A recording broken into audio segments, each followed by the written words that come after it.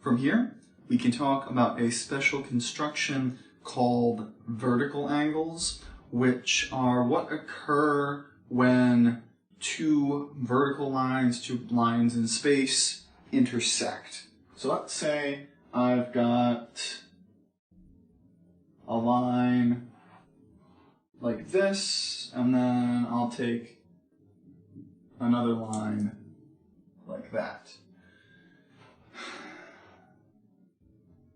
From here, what we can say carefully but not very usefully is if we go all the way through, we're going to draw a circle, all the measures of these four angles, we have to add up to 360, but a bit more usefully for us, we can say that on this type of construction, the opposite angles have the same measure. So that would mean these two angles here have the same measure, those two angles there have the same measure, and then also we can talk about these pairs in terms of things like supplements. We can consider a whole bunch of supplementary relationships between these things. So let's say that we know this angle in here has a measure of 68 degrees. Don't worry about being drawn on a scale. We'll just say it's 68 for the sake of argument. Well, there are a whole bunch of different things we can do from here to build more information. Again, don't worry about this being a scale. I realize it's going to look ridiculous when I start doing that, but that'll happen sometimes. Anyway, what we can do is use that opposite angles idea to get that these are the same, but we're going to actually, I think, build our way to that using stuff that maybe we know a little bit better. So let's say that instead of going that way, we recognize that this flat line would have had a straight angle all the way through here if it wasn't cut across by that.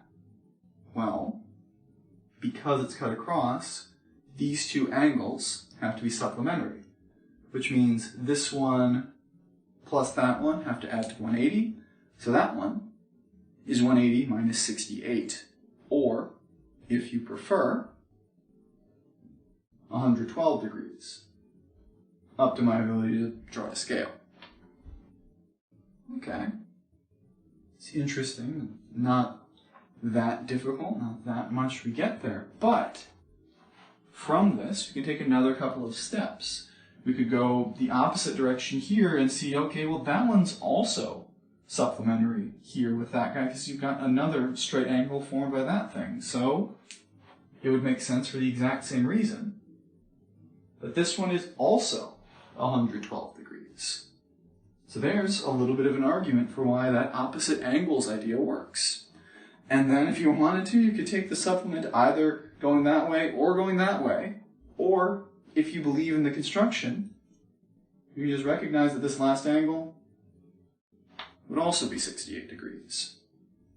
So, if we ever have something where one line intersects another, we have a bunch of nice relationships that we can use to determine the measures of each of those angles.